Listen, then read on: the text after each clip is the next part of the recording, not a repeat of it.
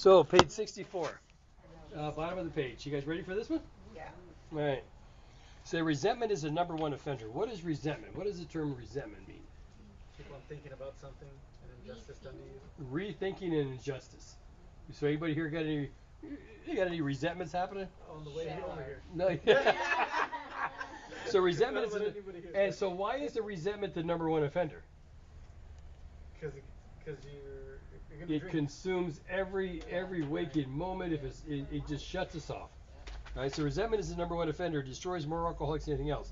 From it stems all form of spiritual disease. If we've not only been mentally and physically ill, I really hated that one. We've been spiritually sick. When the spiritual malady is overcome, we straighten out mentally and physically.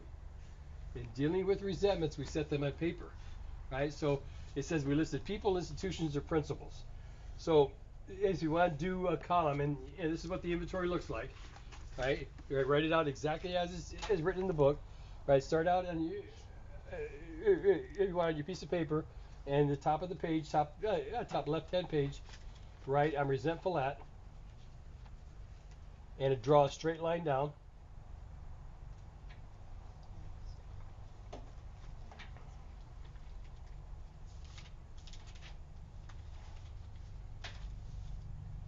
Okay, over at the far right-hand part of the page, write affects my, AFFECTS, affects my. And the center column, write the cause. Now you see that in this book, it only shows 3 columns. Right? There is no fourth column. Okay? So, let's get back to the instructions. It says, in dealing with resentments, we set them on paper. Oh, it listed people, institutions, or principles with whom we're angry. Right, so everybody knows a person that you're angry with. Right? What about an institution? Right? What might be an institution that you may have a resentment towards? California Department of Corrections. Okay. Right. How about Valentine's Day? Right. Could Valentine's Day be considered an institution? Yeah. Right. Christmas, Halloween, right? Right. So kind of think outside the box. It's not just what you may consider as an institution. The first thing that comes to mind is brick and mortar. It could be an idea, right? Or principle. What's a principle that you might have a resentment towards? A value of life. Well, it could be if you're religion, or sexual, like if you were a lesbian, or you didn't like gay people, or you didn't like. Okay, right. Our principle is the value of life. Like men don't cry, right? I used to think that one, or just I don't think this way. But a woman's place is in the home, right? Glad you started that conversation. Well, yeah. Anyway, right. So if it's just starting out, right? I generally don't ask people to do principles until they've done this process a couple different times, right? Because principles are very deep, but people or institutions, so write down a person you may have a resentment towards.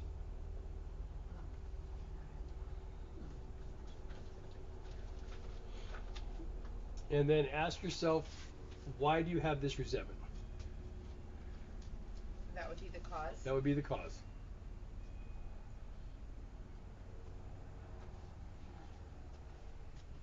Now this next part, all right, I'll give you a minute to do this.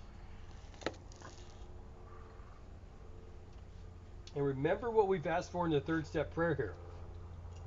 We've asked your conception of God to come in and help you find the truth, right? Help me or relieve me of the bondage of self, and may better do thy will. Right? God, I offer myself to thee to build with me, right? So as you're doing this, ask your friend, your guide, whatever your conception is, right, to come in and guide your pen. It's almost like there are 2 of you doing the writing. One is your personal best friend that knows everything about you, no secrets, right? And that's the person doing the writing, right? So we search diligently within ourselves, right? And this next part, are you guys ready for the next part? All right, so down on the page here, right, there's some things I'm going to ask you to underline and some words that I'm going to ask you to circle. All right, so we ask ourselves why we're angry. In most cases, we found that our self-esteem, right, so underline self-esteem, underline our... Wait. On page Oh, 61. okay. I got it, sorry. 64. 64. Oh, Okay. 64? Very bottom. Oh, right here. Self-esteem. Our pocketbooks, underline pocketbooks. Underline our ambitions. Underline our personal relationships, including sex. Circle these words. Circle hurt, threatened. Circle hurt and threatened. Right, so we're sore. Burn up. On our grudge list, we set opposite each name our injury. Was it our self-esteem? We've already done that one. Our security. There's another one. So let's underline security. Our ambitions. We have already done that one. Our personal or sex relations. So underline personal or sex relations. And circle interfered with. Down on the bottom, in the columns, it affects my. You'll see all the way down my wife, the pride, right? See the pride written down below? Right? Underline pride. And so there's certain words that are areas of self. The words that we underlined are going to be the areas of self affected. The circle words are the qualifiers. And so I don't know what you have on your list here, but I'm going to use the example in the book. He says he's resentful of Mr. Brown. Why? His attention to my wife.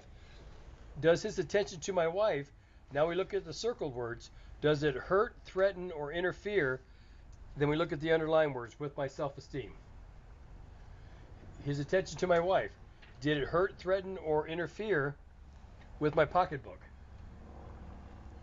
If it didn't, you don't write it down.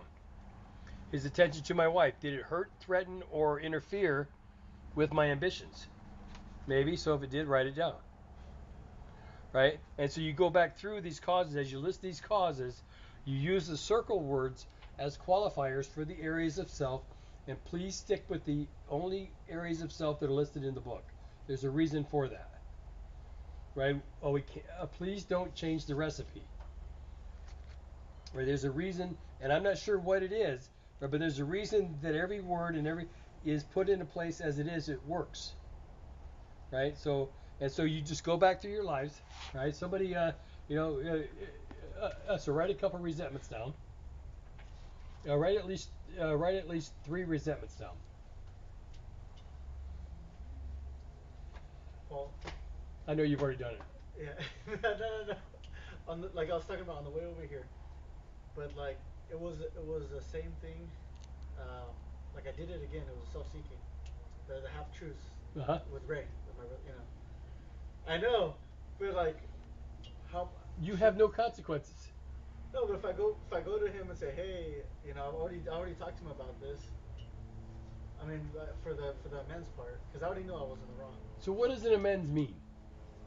Making They it try to right. make it right. Make it right Make and it right, yeah. and learn from it. and not do it again. What if I have done it again? Then it's really not an amend. So you're disrespected him. So if a kleptomaniac keeps apologizing for stealing and keeps stealing, right? Does the apology mean anything? No. So there's no point in talking to him then. Well, how about you just change? Okay. Because it was like a split instant. I didn't even It's know I so was doing easy. it. It's so easy. Just this is what's called grasping and developing a manner of living. Yeah. There's going to be one time where you do the right thing and you're going to remember it. Okay. I mean, you will, right? All right. So you guys got the other resentments down? Well, I know Adam. He just keeps writing. Wow. Adam's got tons of them down Finish there. smoking.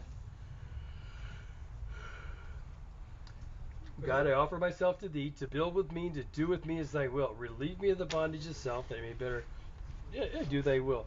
Take away my difficulties, and victory over them may bear witness to those I would help with thy power, thy love, and thy way of life. May I do thy will always. So we're searching out the flaws in our makeup that caused our failure. And resentment is the number one offender. Rethinking and injustice, selfishness is our number one offender. When somebody doesn't behave how I think they should, right? I'm selfish. I'm mad. So you guys let me know when you're done. We're going to Like in my case, I already know that I was wrong, and I know, you know. Well, because Am I supposed to write that again? you have absolute consequences. Put it down or not? You can do it if you want to. I mean, what are you going to do about it? So how long are you at this? Yeah. Yeah, So you're really not. There's these tiny little gnats everywhere. They're landing on the pages, our skin, our plates. Go in it, let's go now. I'm not sure what they are. Yeah, we're good. Okay. Oh, what, Sue? Can you tell me, I'm gonna just write this down on a napkin that I'm gonna take home for my book. We're gonna underline what now? Uh, you know what, Sue? I'll go over a format. Okay, that's perfect. Right. Okay, because I've done a 4-step, no, that's okay, thank you though. I've done a 4-step in this format, so, but having you circle and underline and Right, yeah, it's in the format. It's different, it's Right, different right. than I'm used to. Okay, so, Yeah, okay. all right, so we can go on the bottom of the page. Everybody ready? Is that a yes, no? Yes. Am I rushing people? Paul, do we have any more handouts that we can give Debbie one? I can print one. Our printer's screwing up. It's probably the paper that we have. That paper I bought? Send me the answer tonight. Yeah, I tried. We'll get you one. Yeah. Okay. Well, give me your email. I'll send it to you. Okay. Right?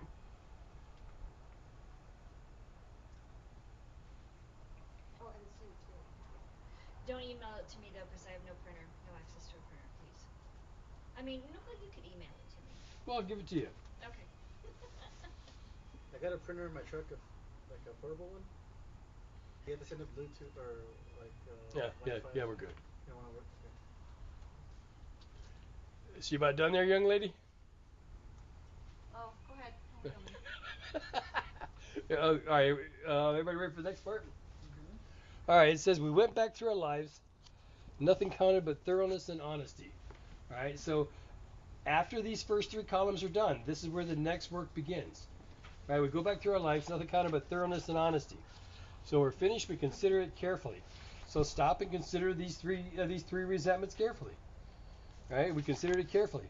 The first thing apparent was that the world and its people were often quite wrong. Is that true? To conclude that others were wrong as far as most of us ever got.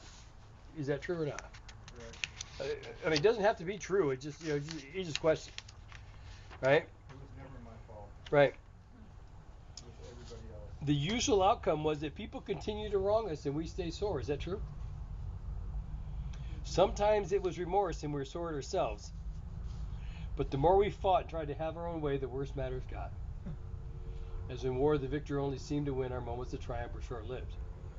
So, it is plain that a life which includes deep resentments leads only to futility and unhappiness. Is that true? Futility and unhappiness. To the precise extent that we permit these, do we squander the hours that might have been worthwhile. So look at this list and how many hours have you squandered in this relationship that might have been worthwhile. And do you agree that you permit these resentments to affect this relationship? Right, see, that's the whole thing here. Right? We're not asking if you're justified in them, right? If it's justifiable resentment, it doesn't matter. Right? But I got a healthy resentment. Sure. Right, but with the alcoholic whose hope is the maintenance and growth of a spiritual experience, so our only hope is the maintenance and growth of a personality change. This business of resentment is infinitely grave. We found that it's fatal. Right, so for harboring a feeling, what does it mean to harbor a feeling? Never let it go. It's always there. It's always there. So when harboring a feeling, we shut ourselves off with the sunlight of the spirit. The insanity of alcohol returns and we drink again. And with us, the drink is to die. So what this is trying to get across to us is it doesn't really matter if this resentment is justified or not, if this is the most evil person in the world. It doesn't matter how are you allowing it to affect this relationship and any other relationship that you're in? Does this have a ripple effect with other relationships? So it's kind of like holding a hot rock. You get ready to throw it at it, but yet you're holding a hot rock. Right? So if we were to live, so you want to live? You have to be free of anger. Now there's a difference between anger and resentment. Right? I get angry all the time. I kind of like getting angry sometimes. right? Going on the road flipping people off, raising hell, right? It's a burst of emotion, and if I think I'm not going to express emotions, then I'm fooling myself. I'm kidding myself, right? This thing is about physical sobriety, not about emotional sobriety. It has to be about physical sobriety. So if we were to live, we had to be free of anger. The grouch and the brainstorm are not for us. What is the grouch and the brainstorm? The grouch is I'm mad, and the brainstorm is I'm planning my retaliation. What I should have said, what I'm going to say. It's kind of like this, is I used to have this resentment against Carol, my ex-wife, years ago. And I had in my mind this scheme of flying to Indiana, screwing the window shut, burning the house down, and acting like I was, and figuring out a way that I could prove I was never there. Alrighty then. Resolve that anger. Inventory. Right, so I don't know if anybody's gone to that extreme in this. Oh, I have. The grouch and the brainstorm. Not to your wife, your ex-wife. Yeah, I know. Right. So the grouch and the brainstorm may be the luxury of normal men, but for us, these things are poison. So they're killing me. It doesn't matter. So this page, a point they're trying to emphasize is that it really doesn't matter if this is. It doesn't matter what the person did to you. It's killing you. It's hurting you. Right? It's hurting you and subsequent relationships. Right? So we turn back to we look back at this list. For it held the key to our future. That's a pretty important list you have in your hand. And say we were prepared to look at it from an entirely different angle. So, given this in mind, that you permit these resentments and you've squandered hours that might have been worthwhile, right? Right. So that's the angle we're looking at this now, right? We began to see that the world and its people really dominated us. In that state, the wrongdoings of others, fancy to real, had the power to actually kill. What is a fancy resentment? What does that mean? Right. So how many times in your mind has somebody walked by and stop and say hello to you? Right. Right. What do you think? Right. So you have no idea what they're really thinking. Everything. Right. It's called a fancy resentment. Right. Or somebody looks across the room at you, go, I know what you're thinking. Stop looking at me with that tone of voice. Right. You ever think that? Right. That's called. Do you really know what they're thinking? Right. It's a fancy resentment. Right. That these resentments, fancy to real, have the power to actually kill. How could we escape these resentments? Must be mastered. Just like conquered, these resentments have to be mastered. But how? We couldn't wish them away any more than alcohol. So this is our course. This is what these 100 people said they did. This is the direction these 100 people said they took. So this is our course. We realized the people who wronged us were perhaps spiritually sick. So I'd like you to look at the very first person on your list, right, and consider your relationship with that person, and then go to page 52.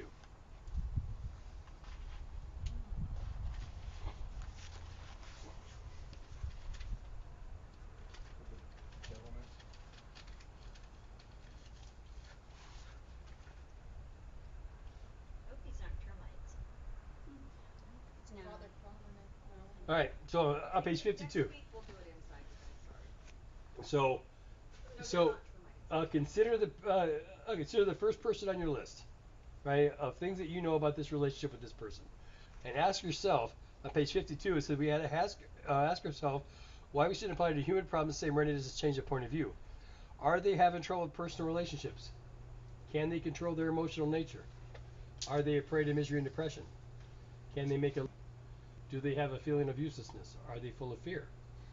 Are they unhappy? To be people. So just kind of put it in the ballpark, because it asks that perhaps these people are spiritually sick. And so to give you a barometer or a gauge of each person on your list, whether or not they're spiritually sick, go back and read page 52 and ask yourself because if they're, obviously if they're on your list, you know a little bit about them, right? About their personal stuff, right? Maybe. And so ask yourself if these things are true in their lives. To what extent? All right, so that's what we consider. So back on page 66, please. That's good stuff. Kind of puts it in a new perspective, huh? It does. So this was our course. We realized that people who wronged us were perhaps It doesn't say they are. Perhaps spiritually sick. Where are you at on page? Bottom of At the bottom. 67. Yeah. Okay. So top of page 67. So though we did not like their symptoms and the way they disturbed us, so we don't like the cause and the way they disturbed us, the effects, mine, they like ourselves were sick too. That's not good. So this is a prayer. There are 7 prayers in the 4th step alone. So for each person, you ask your God what your conception of God is to help you show them the same tolerance, pity, and patience that you would cheerfully grant a sick friend. When this person offends us, when Aunt Harry offends me, I say to myself, he's a sick man, how can I be helpful? God save me from being angry.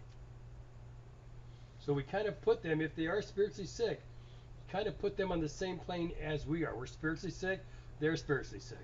You kind of look at it from a new point of view, right? We avoid retaliation or argument. So when you see Aunt Harry next time, right, so you don't argue, try to prove your point, right? We wouldn't treat sick people that way. If we do, we destroy our chance of being helpful.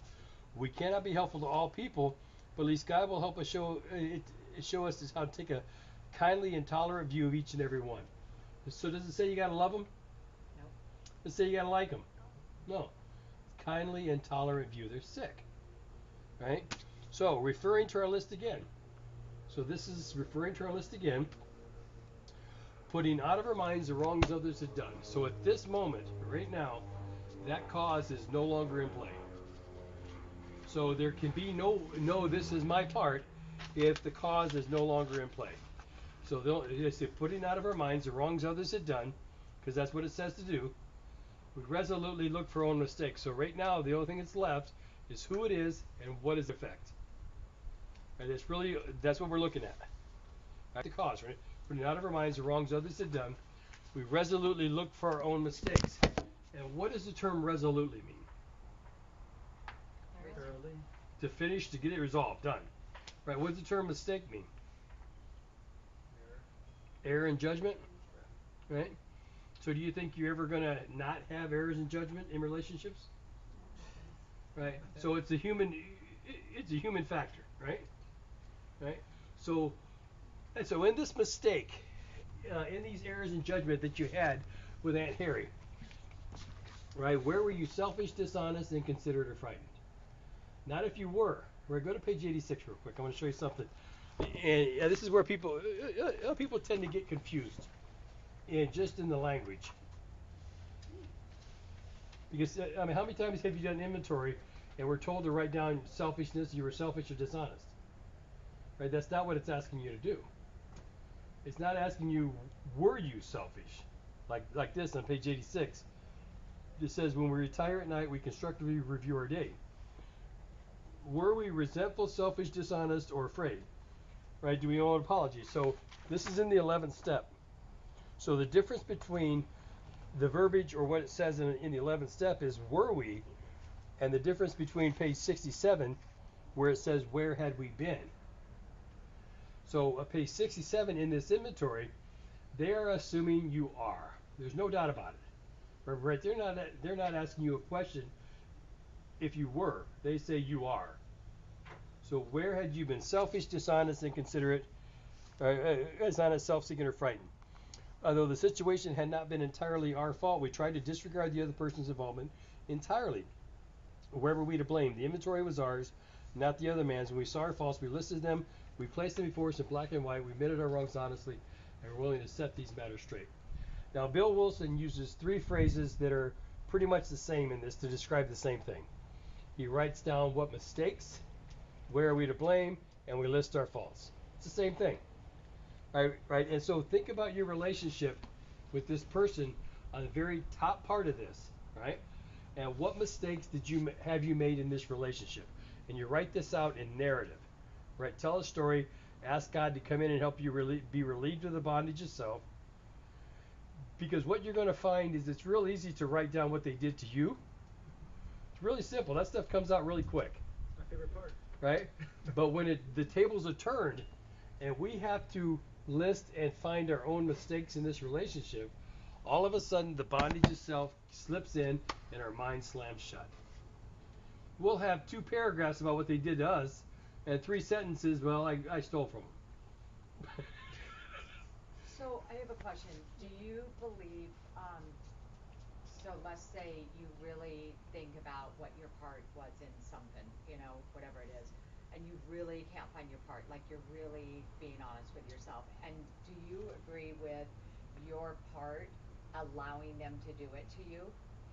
Well, what I can tell you about my own experience with this is when I was a kid, I was molested by these people in the church, right? And so for years, that really bugged me because that was way before gay was cool, right? And so I had something to prove.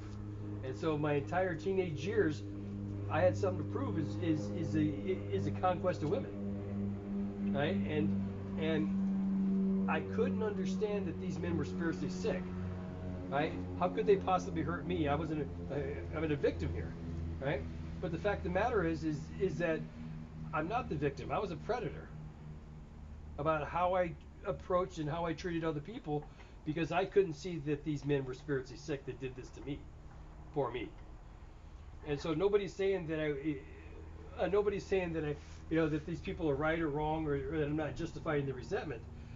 But how did I allow that to affect relationships? And how many people did I use because of me being hurt? Right? So Answering your question though, Angie? Well, I mean, do you think that's a cop out? I mean, just saying, as if like a blanket, like I allowed them to treat me that way, or how many other relationships has this affected?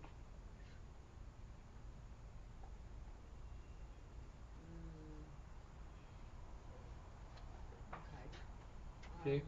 And see, there's always something, right? And this is just a generic statement that I kind of make sometimes about, but you know what the word autonomous means? Anybody know what the word autonomous means? Right? It means standalone, right? And so when you go into relationships, right? Just normal relationships, can that relationship stand alone? Or do you bring outside baggage in? You bring past experiences in. So, is it possible to have a relationship, an autonomous relationship? I mean, that's really our goal, right? Right. Right? You to judge things on its own merit instead of what's happened to me in the past. And so, if I go into a relationship without autonomy, then and then that's somewhat my fault because I'm bringing my past baggage into this thing, right? And sometimes even sideswiping them, right? Right. Does that make sense? Are we the sum of all of our experiences? Right. though, And so or what is we're it asking, notable? and so some of that is yes, and so even if it's bad experiences, we're still bringing the negative in, and it's like this huge snowball. Is there could there be a new reference point where you come into?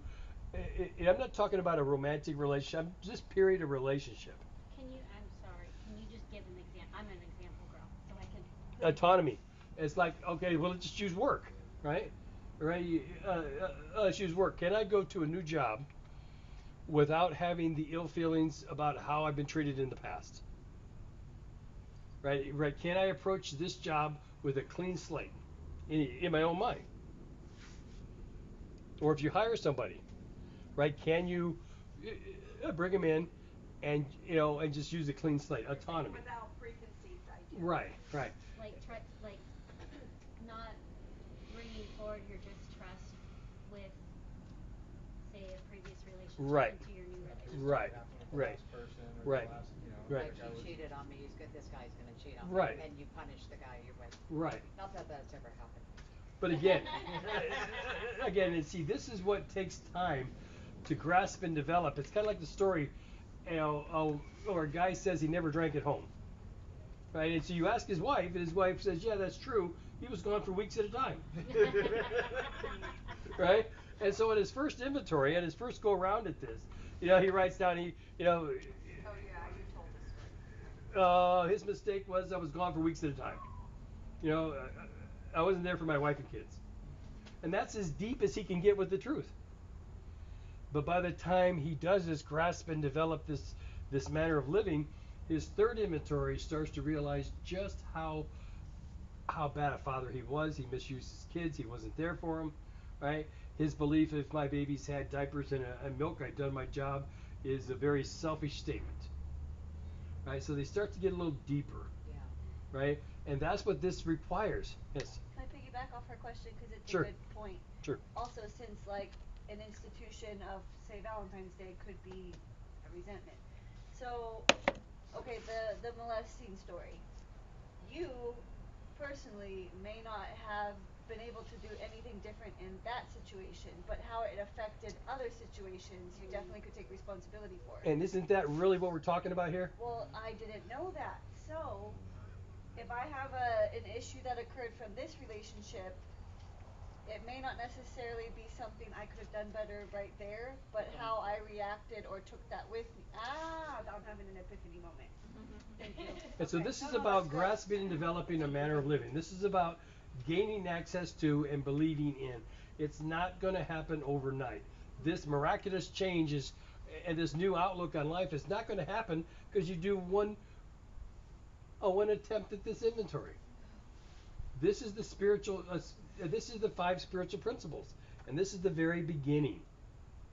So, I'm sorry. So, with all this said, so then the outcome of this, so, you know, you don't want to carry it, so the outcome is going to be setting healthy boundaries. No, Okay. no, Okay. that's a cop out. Okay. Okay. Healing that past. What would you consider? And first of all, we have to get down to this, right? So you just write down. This is where you really try to search out your mistakes, right? Not just on one, right? But what you're going to find is, and that's why I had to do 3 of these, right? Write down your mistakes in the other 2 relationships. So, Paul, and thank you and Annie. So, knowing someone that is spiritually sick, and you try to be tolerant of them, and you try to help them in every way you can, but you still need to protect yourself from that unhealthy Right, spirit. because I if can't they're fix not- them. Well, this, Sorry. Because I knew where you were going. and you never could, right? They're not talking about them, so we try to leave them Right. out of it. What mistakes have you made in the relationship?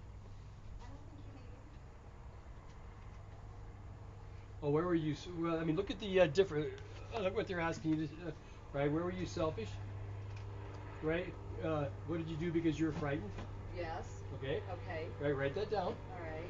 Right. So I mean, these are the qualifiers in here.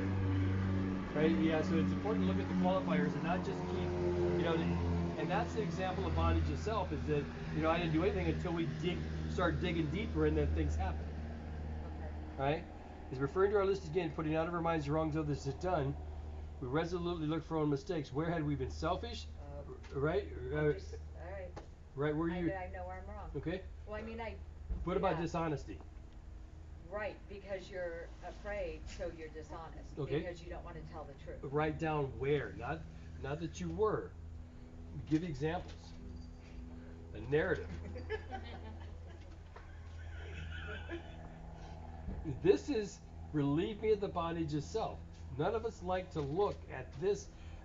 We don't want to look at this part, right? Because our pride just goes away. I mean, that's terrible, right? But this is where the growth begins. A spiritual experience or personality change cannot begin with answers. It all has to begin with questions, right? If I want any growth at all, I have to ask a question, right? It all has to be a question, right? Where am I selfish? Where am I dishonest? What am I, where am I frightened? Where am I self-seeking? Spiritual growth begins and ends with questions, not answers. Well, I guess I had a part in that. Thanks a lot. We're not done yet, sister. I know you don't like to hear that. No. No, so it's good because the part that I didn't really find my part. I guess even though I was saying it, I didn't believe what my part was, but my part, and I just said it was I allowed it to happen, which it is a cop out. And this thing, and this is what the fellowship, this is what the fellowship is teaching you, is the term "my part." Right? If you put out of your minds the wrongs others had done, how can you have a part in something that doesn't exist?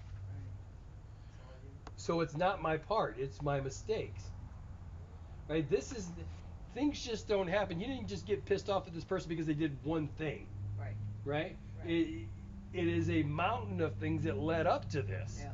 Right? But in our minds, we just compute one thing. Yeah. This is right. So we don't see the other part of that. That's the bondage itself. Right? I can't possibly see how my actions affected other people. Right? I want and so it boils down to this: mercy for me, but justice for you. I really hate that part, but it's true. And this is that searching, that get in there, and it's not fun. So what was your part? No. What was my part? I was in fear and I lied and I was dishonest. Well, of course you are, but Because it's I not didn't asking want you the- if you were. He's saying to be specific on how. It's not asking you if you were. It says where had we been. So you have so in your own inventory you have to be very specific.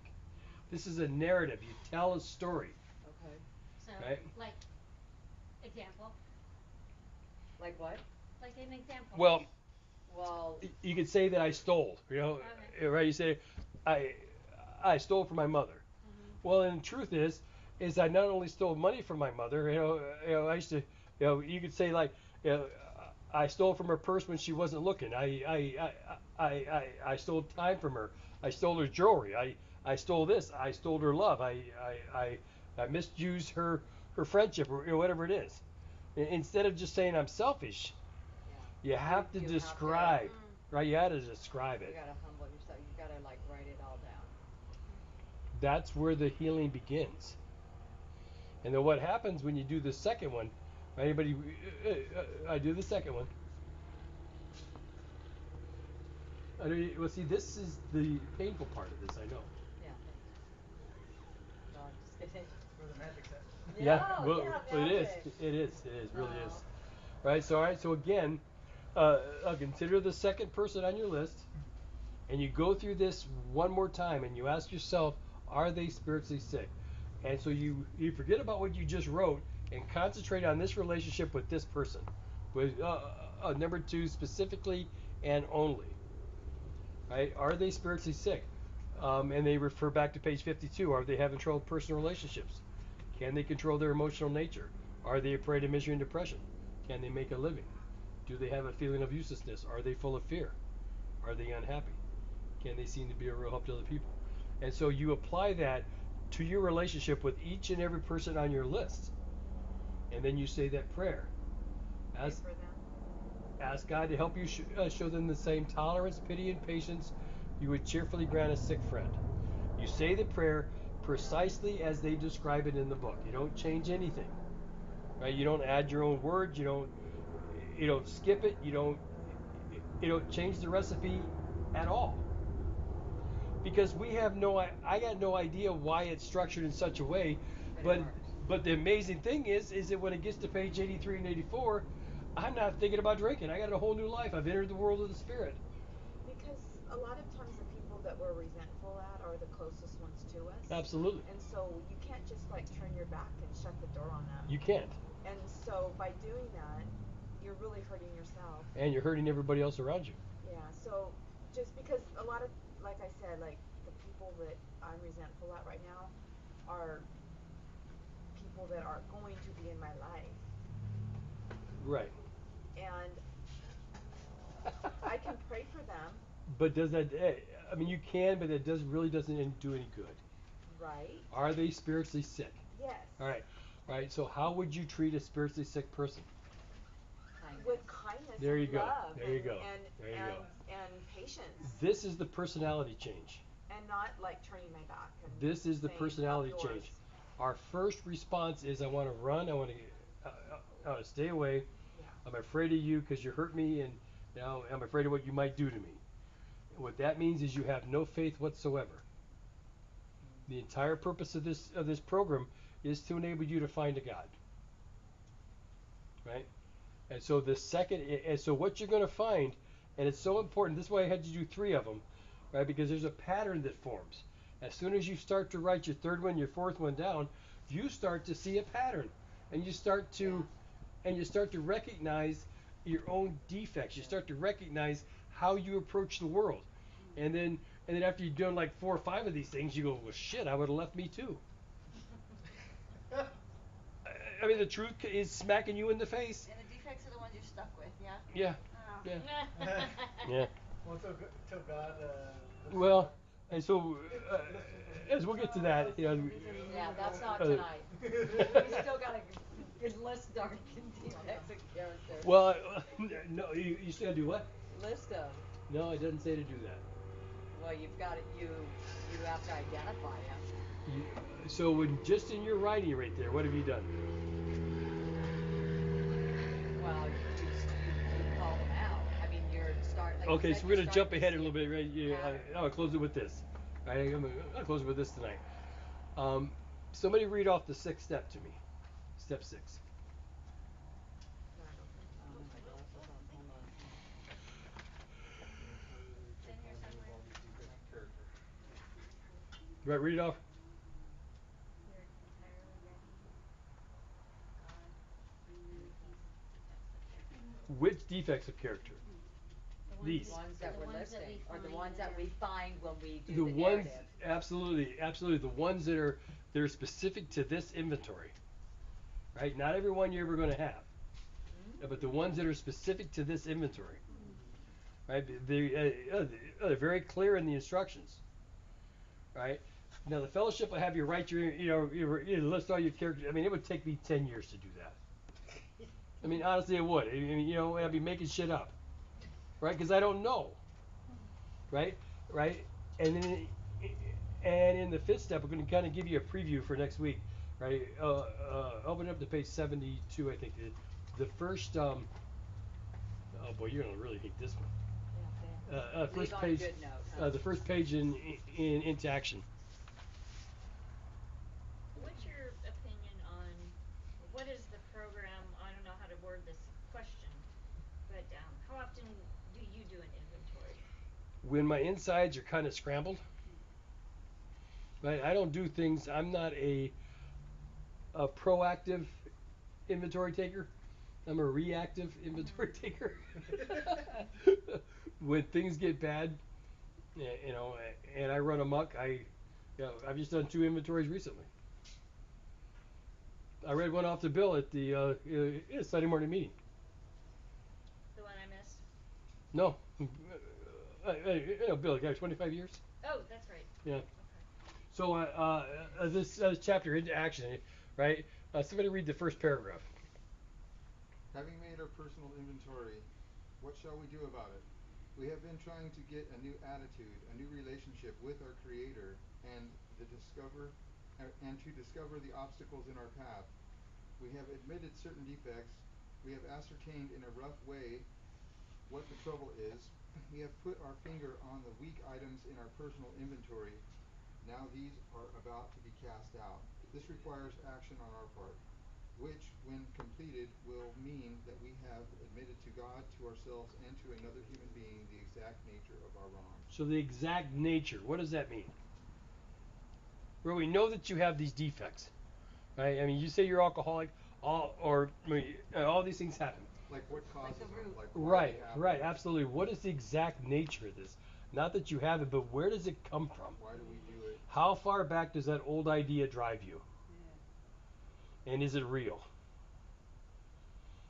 So this is not just a little superficial thing where we sit there and just, and just shake your head and go, oh, things will be okay, and pat you on the butt and, say we'll love you till you love yourself.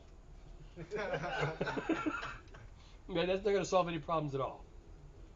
Right? This is about permanent sobriety. Permanent sobriety. Internal happiness. Right? To maintain internal happiness as much as we can, you got to get this to shut the hell up and look at life for what it really is. They're very difficult for people like us to do. It hurts, doesn't it? Wait till we get to the fear part of it. And I'll tell you, ladies, this is where I usually lose And people. gentlemen. I get it. This is where I usually lose people. They run. Yeah. Probably look at yourself. Show me something. That's what I'm